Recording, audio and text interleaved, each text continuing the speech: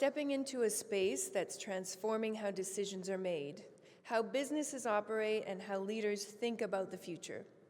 Artificial intelligence. As AI continues to evolve at an unprecedented pace, it's opening a door to incredible opportunities, while also introducing new challenges that leaders must navigate. The AI Leviathan. Trung Q, Pham, CEO and co-founder of FINITE Business Solutions, LLC, will share how AI is influencing business strategy, operations, and leadership, and what it takes to harness its potential while navigating risks, ethical considerations, and disruption. He will also offer practical insights on how organizations can stay ahead in an increasingly intelligent and fast-moving landscape.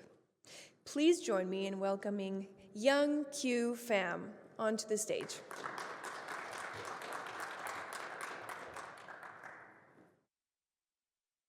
Thank you, everybody.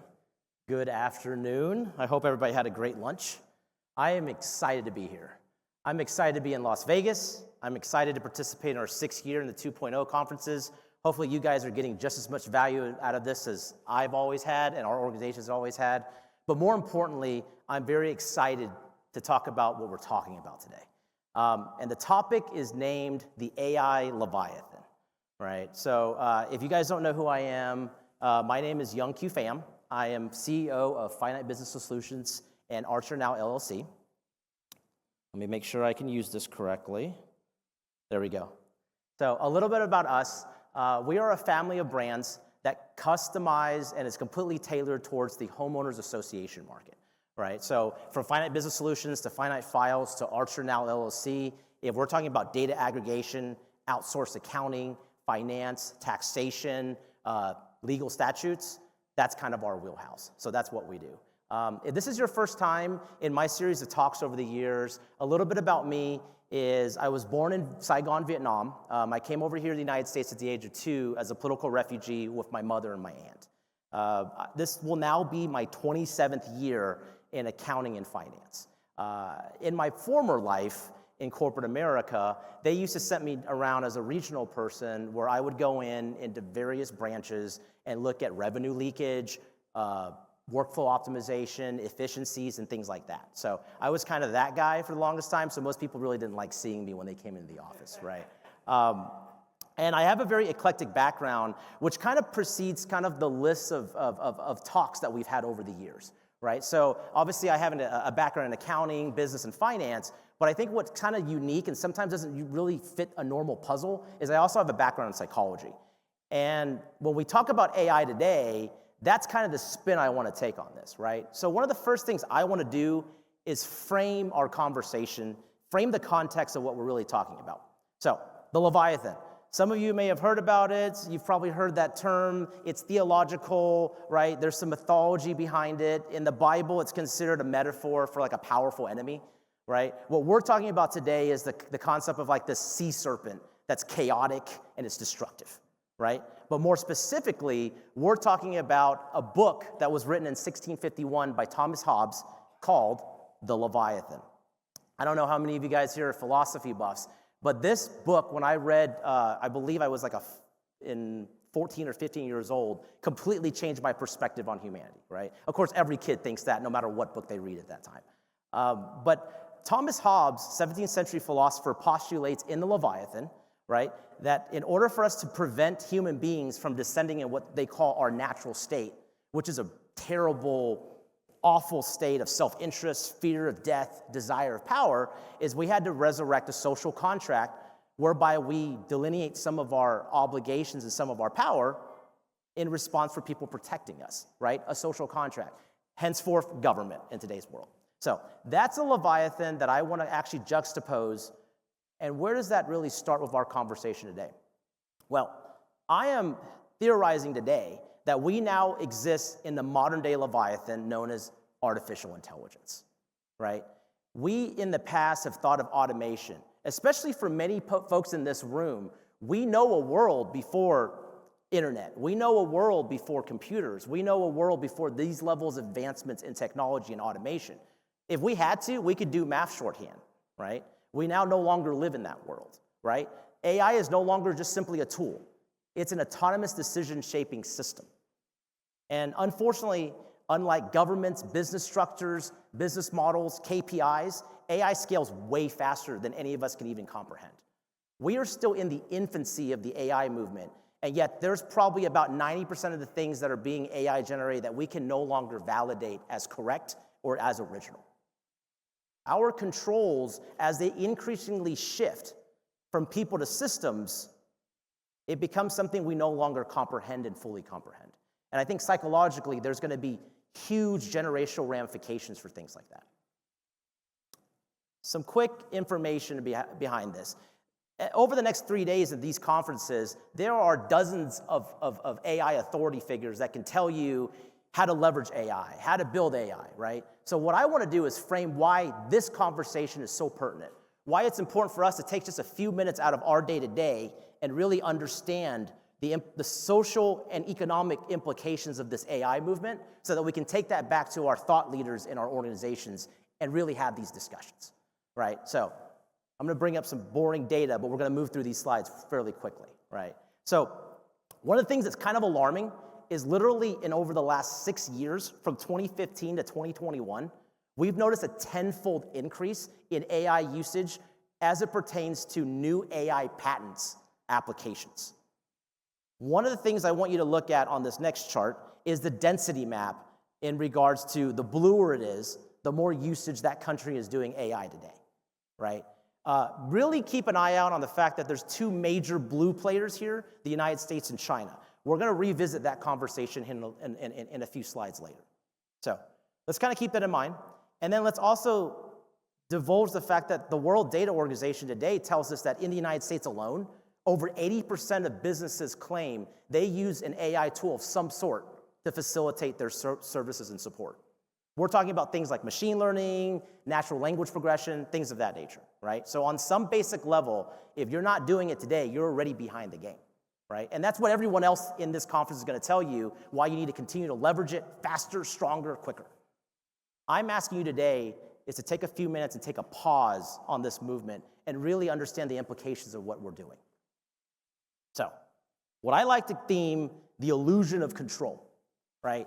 If you look throughout humanity and all of our failings, it's not, our hostility is not built off of our violence, it's built off of our ignorance, right? Our xenophobia, our fear of understanding, our lack of understanding, eventually leads us to hatred, leads us to violence, right? Instead of trying to understand each other, we fear each other.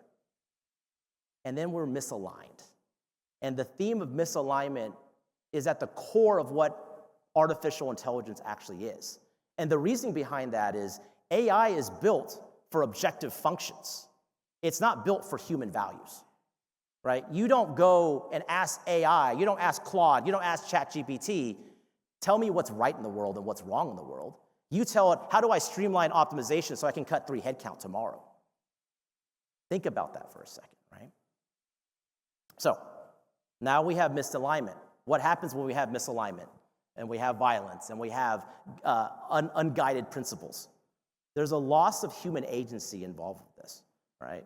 And it's basically a fancy way of saying that in today's reality, in the infancy of the AI movement, artificial intelligence is already influencing hiring practices, our credit scores, how we sentence criminals, healthcare, and even how we police ourselves and our own companies. That's horrifying to think about. Human judgment is very quickly being replaced by machine judgment. And this sounds a little morose, but if we continue along this path with unfettered checks on the movement that we're talking about, there are indicators that can lead to economic collapse in certain areas, right? I think for a lot of us laymen's, including myself, our initial fear is, well, it's going to eliminate the job that I have. It's going to eliminate jobs. Folks, we're well past that. What AI serves to ultimately eliminate is career pathing, career ladders. And I'm not saying that we all grew up wanting to enter data entry and pay bills and move a rock from here to here, right? But fundamentally, we don't understand how things work. How can we check the work that someone else is now doing for us, that is now delegated for us. On top of that, over the last few decades, one of the largest discrepancies we have between the upper and lower class is a massive chasm that is only going to continue to increase. Everyone in these conferences these days, right, we have these wonderful conversations with our colleagues, but there's also private equity money that's floating around and trying to consolidate these companies together, right? And so when they do that, only the haves and have-nots can leverage cutting-edge AI tools that the rest of us are just trying to keep up with. So in our gumption to keep up with those things, right, we lose sight of the core of what we're supposed to be doing. Our past automation, which is very different from artificial intelligence, replaced manual labor. But at every technological advancement, whether it was the wheel, fire, electricity, internet, it always brought about new opportunities for human nature. This is completely different. This is an unforeseen reality because now we are officially replacing human cognition, our ability to critically think. So, remember what I told you about China and the United States, the two leaders right now at the forefront of the AI movement. At the same time, both of these countries were sampled, their citizens, their constituents, they have two vastly different opinions on the AI movement, right? There was a study that was done in 2021, and it asked citizens of all these countries, specifically China and the United States, how they felt about AI and how it would impact us in the next 20 years. Over 2/3 of Chinese people believe that AI is a good thing, probably because they also want to continue to keep up with the other world powers. Versus in the United States, only 1/3 of us think in the next 20 years we'll be better off with AI. The same amount of people, 1/3 of us, believe that it will be more detrimental to us 20 years from now. So now you have two large powers competing and moving in the same direction with vastly different philosophies on how to approach this. One is out of fear and security. The other one is out of rapid growth to outpace everybody. And that, in and of itself, leads to the next phase of this, which is what I like to call the misinformation Leviathan, right? The misinformation Leviathan, we now, in the very near future, a very significant potential risk for us is that we can be over-inundated with AI-generated content, not that we aren't today, right? And it's to the point now where our human capacity to be able to validate what's right, what's wrong, what's real, is almost nearly impossible. That disinformation, as our companies compete with each other with all these AI tools, is only going to make this information, these tools, cheaper, faster, and more convincing for all of us, right?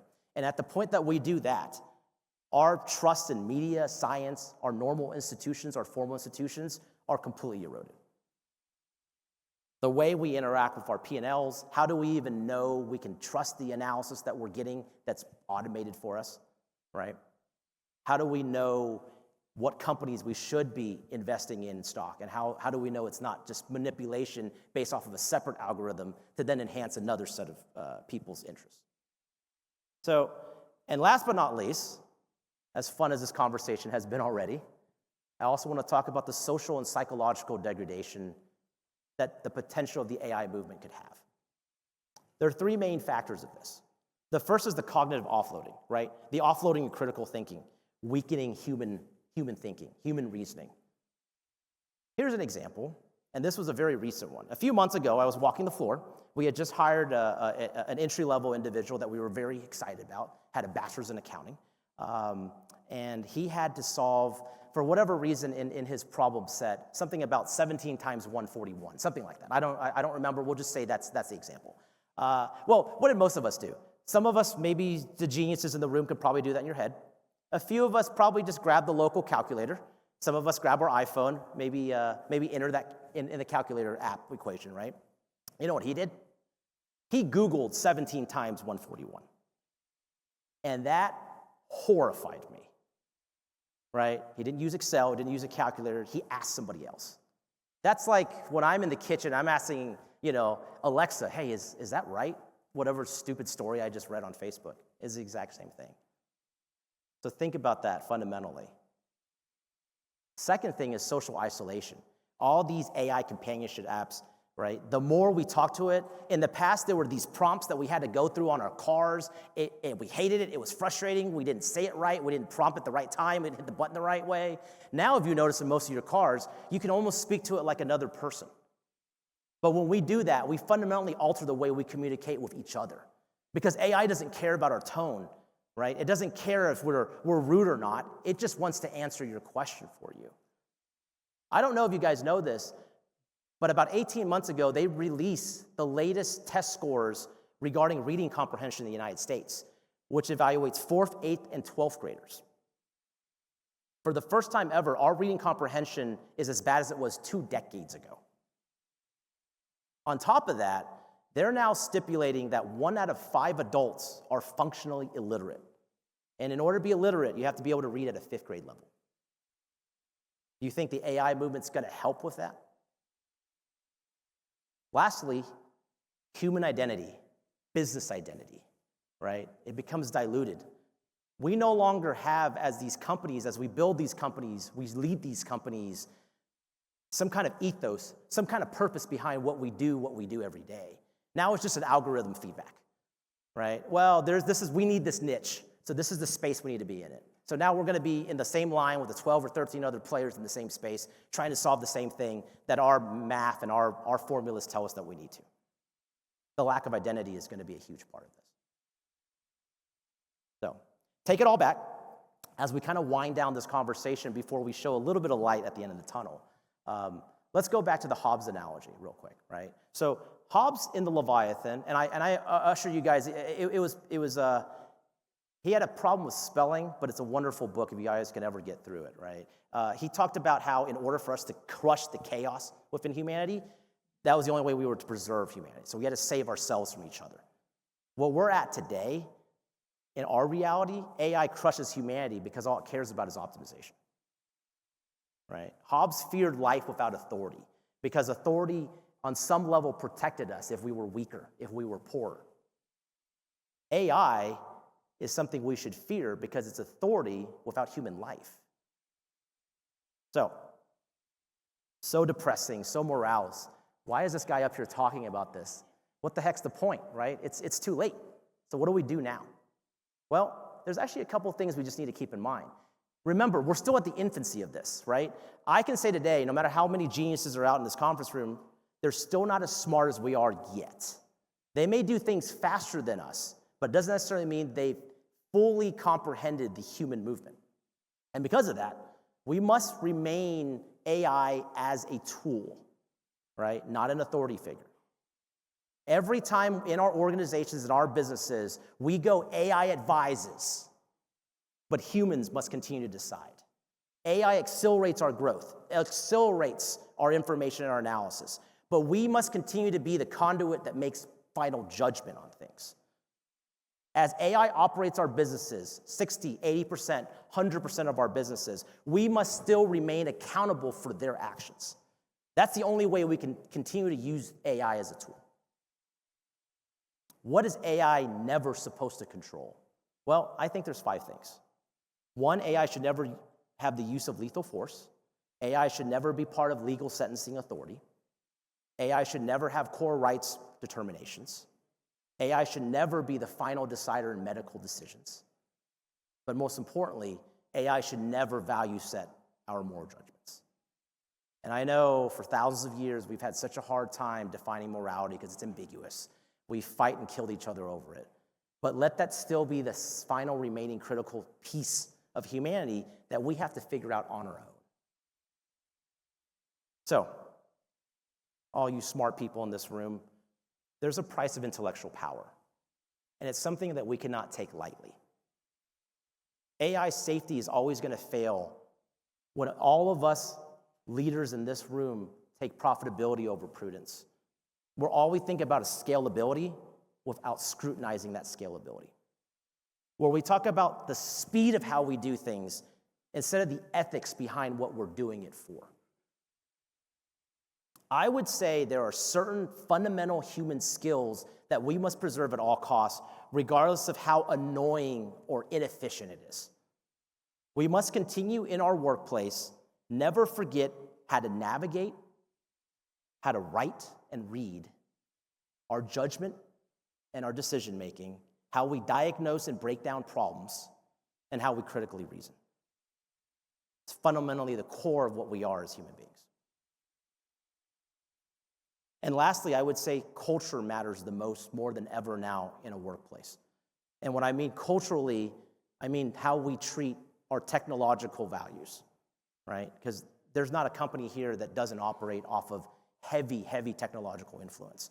But we must remember with our teams and the next generation of folks in our organization and in the world that we must continue to teach skepticism and to scrutinize data and teachings that they're given rather than just have blind dependency on it, right? We must train ourselves to continue to judge processes and procedures rather than just be blindly obedient to it. We must reward our team members that have wisdom, that have knowledge, not just the person that can do things the fastest and the most efficiently and at the cheapest rate. And only then will we choose our future and not let AI choose our future for us. The reason I brought this question up at the very beginning of this, why are we talking about this? Why are we taking 30 minutes out of our day to talk about this? And hopefully you guys go back and talk to your colleagues, to your teams, to your departments about this. Because I firmly believe that the beauty of human nature, of humanity, is in the things we can't explain, is in the illogical, it's in the anomalies, right?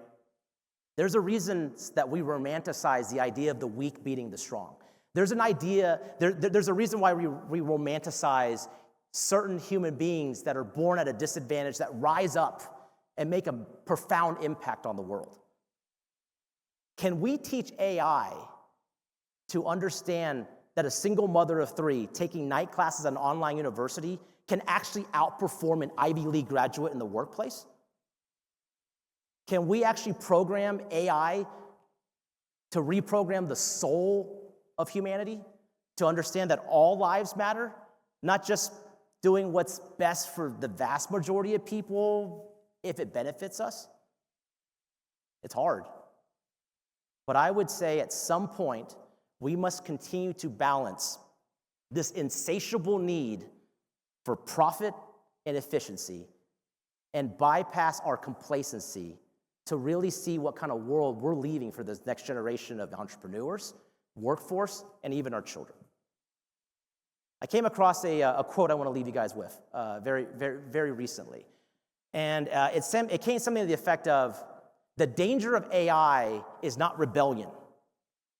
The danger of AI is obedience without understanding. You know who said that? ChatGPT. Thank you guys for your time.